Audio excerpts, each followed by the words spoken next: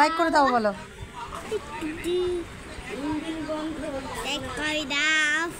Like করে দাও, follow করে দাও,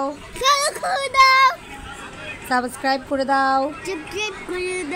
ঠিক আছে। আমি যেখানেই বাসা পাল্টে যাই না কেন আমার কিন্তু আশেপাশে কয়েকটা ছানাপোনা সবসময় জোগাড় হয়ে যায়। তো এই বাসাতেও কিন্তু এর বিকল্প নয়। আর ছানাপোনারা অল্প স্বল্প আবদার করবে সেটাই তো স্বাভাবিক বিষয়। তো আজকে কিন্তু আমার ছানাপোনাদের আবদার হয়েছে তারা নাকি বিরিয়ানি খাবে। আর ছানাপোনাদের আবদার রাখতে আমি কিন্তু সদা তৎপর। আর এই যে দেখুন শ্রেয়াসের পাপা টক দই এনেছে, একদম পাতলা জল, দইটা মোটেও ভালো ছিল না। প্রত্যেকে জলটা ফেলে দিয়ে নিচে তলানিতে যতটুকু দই পেয়েছি তো সেটাই ভালো করে ফেটিয়ে নিয়েছে। আর এখানে আমি চিকেনটা একেবারে ভালো করে কেটে ধুয়ে পরিষ্কার করে নিয়েছি। সব মশলাগুলোও কিন্তু আমি একেবারে কেটে বেটে বুটে একেবারে তৈরি করে নিয়েছি। এখন শুধু একটু মাংসটাকে ভালো করে মাখিয়ে নিব। বিরিয়ানিটা কিন্তু আজকে একেবারে খুব সহজভাবে রান্না করব। প্রথমে ভেবেছিলাম একটু দমে দিয়ে রান্না করব, কিন্তু আসলে শরীরটা খুব একটা ভালো না। তো যেহেতু ছানাপোনার আবদার হয়েছে তাই রান্না করে খাওয়াতে মন চাইছে, কিন্তু শরীরটা খুব বেশি ভালো না। তাই ভাবলাম শর্টকাটে যেভাবে রান্না করা যায় সেভাবেই রান্না করে নিব। চিকেনটা মাখানোর সময় আমি এখানে দিয়েছিলাম পেঁয়াজ বাটা, রসুন বাটা, আদা বাটা, জিরা বাটা, আর কাঁচা লঙ্কাটাও কিন্তু একটু বেটে দিয়েছিলাম।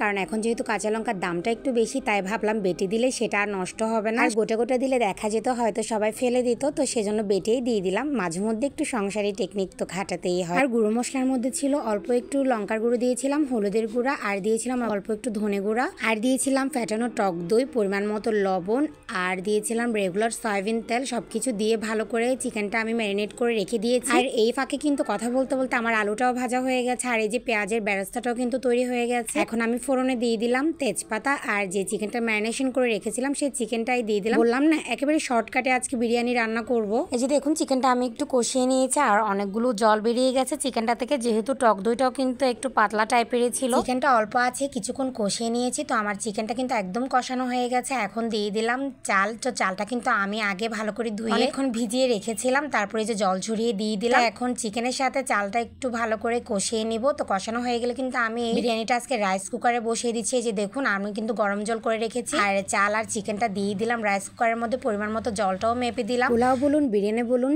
চালের সাথে যদি জলের পরিমাণটা সঠিকভাবে দেওয়া যায় তাহলে কিন্তু আর ভাতটা নষ্ট হওয়ার কোনো সম্ভাবনা থাকে না। একদম ঠিক ঠিক করে ভাতটা হয়ে যায়, একদম ঝরঝরা। জল দেওয়ার পরে যেহেতু চিকেনে লবণ ছিল তো জলের পরিমাণ বুঝে অল্প একটু লবণ দিয়ে দিলাম অল্প একটু মিষ্টি, সাথে দিলাম ঘি, সাথে আরো দিয়েছিলাম কিছুটা গুঁড়ো দুধ, আর দিয়েছিলাম গোলাপ জল। সবশেষে একটু বিরিয়ানি মশলাও দিয়েছিলাম, আর ভেজে রাখা আলুটা দিয়ে আমি একটু নাড়াচাড়া করে ঢাকা দিয়ে দিলাম। যে দেখুন আমার চালটা কিন্তু অনেকটাই ফুটে গেছে, বিরিয়ানি কিন্তু প্রায় শেষের পথে। তো এখন আমি যে বেরেস্তাটা করে রেখেছিলাম সেই বেরেস্তাটা দিয়ে দিলাম। বেরেস্তাটা দিয়ে একটু ঢাকা দিয়ে রেখেছিলাম। এই যে দেখুন আমার বিরিয়ানি কিন্তু একদম হয়ে গেছে। আর কিছুক্ষণ ঢাকা দিয়ে রাখলে যে একটু হালকা জল জল ভাব আছে সেটাও কিন্তু একদম কমে যাবে। তো বিরিয়ানি কিন্তু একদম রেডি খাওয়ার জন্য। আমার কিন্তু আবার শুধু শুধু বিরিয়ানি খেতে ভালো লাগে না, তাই আমি একটু ডাল বেটে অল্প একটু পেঁয়াজি বানিয়ে নিয়েছিলাম। তো তার সাথে ছিল সেদ্ধ ডিম, আর স্যালাড তো আছে। স্যালাডের মধ্যে ছিল শসা, লেবু, লঙ্কা, পেঁয়াজ। রান্না বান্না শেষ করে অনেক ক্লান্ত হয়ে গেছিলাম, তাই শ্রেয়াসের পাপাকেই বললাম সার্ভ করে দেওয়ার জন্য। তো শ্রেয়াসের পাপা সবাইকে সার্ভ করে দিচ্ছিল। এই ছিল আজকে আমার ছানাপোনাদের জন্য